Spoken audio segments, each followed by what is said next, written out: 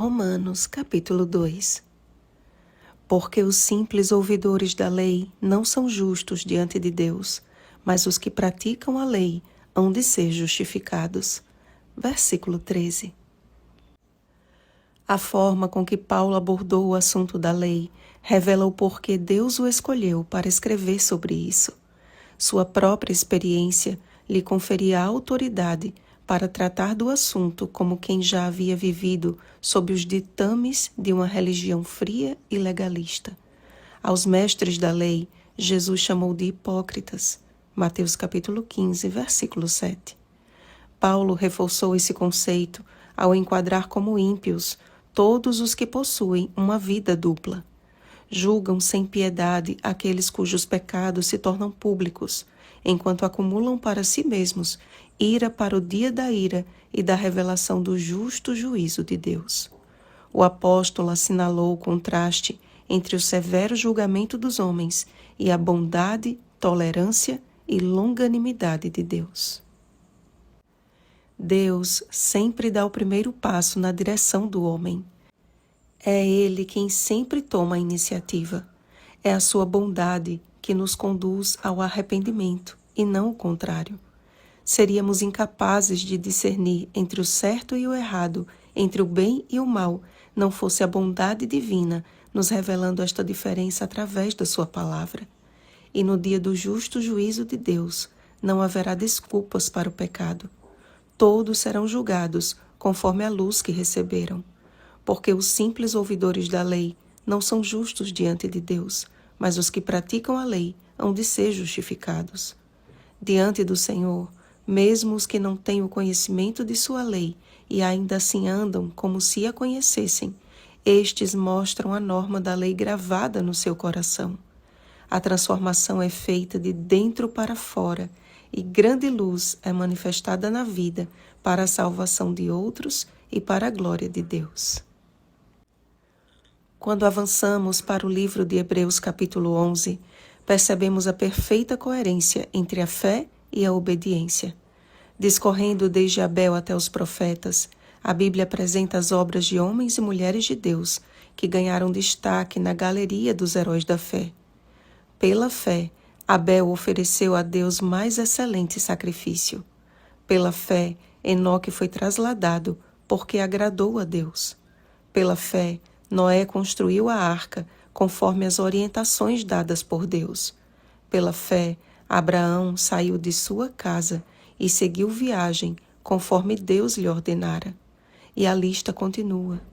Pessoas que provaram da confiança em Deus e de seus resultados, que por sua influência revelaram o caráter de Deus e a manifestação do seu poder, homens dos quais o mundo não era digno. Hebreus capítulo 11, versículo 38. Servos fiéis de Deus, que por sua obediência revelaram a sua fé.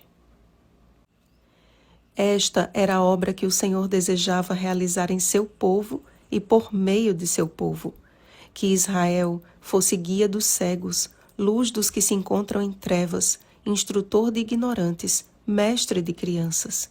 A realidade, porém, era que o nome de Deus era blasfemado entre os gentios por causa do mau procedimento dos israelitas.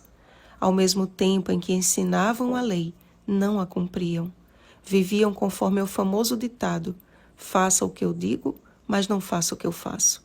Sobre essa incoerência, Jesus advertiu aos seus ouvintes: fazei e guardai, pois, tudo quanto eles vos disserem, porém não os imiteis nas suas obras, porque dizem e não fazem. Mateus capítulo 23, versículo 3. Infelizmente, não estamos livres desta condição, amados. Se trocarmos a palavra judeu por cristão, veremos que Paulo dissertou sobre a mesma ideia. Porque não é cristão quem o é apenas exteriormente, porém cristão é aquele que o é interiormente.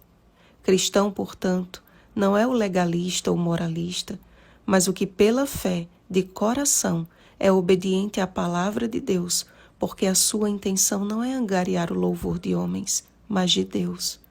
E suas obras exteriores, naturalmente, refletem a constante obra interior realizada pelo Espírito Santo. É Cristo em nós, a esperança da glória. Cristo, justiça nossa, que nos torna verdadeiramente cristãos e genuinamente convertidos. Deus não nos criou para a ira e indignação, mas para a vida eterna em Cristo Jesus, nosso Senhor.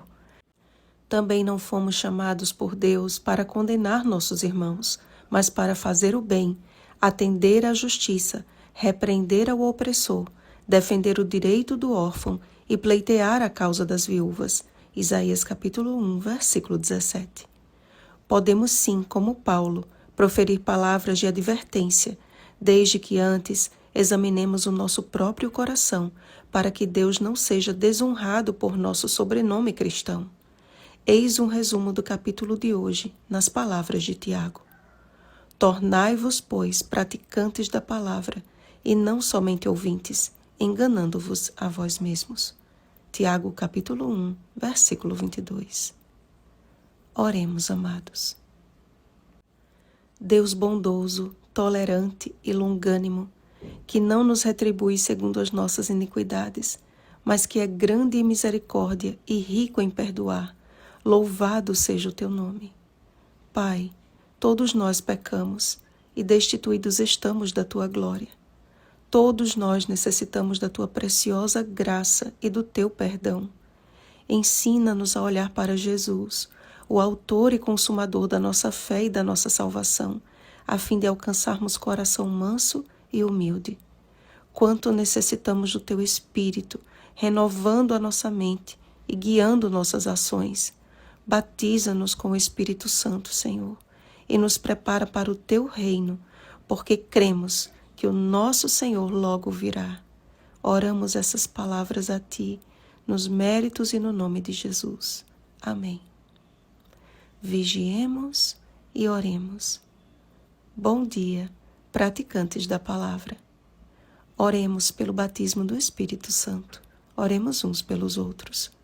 Rosana Garcia Barros.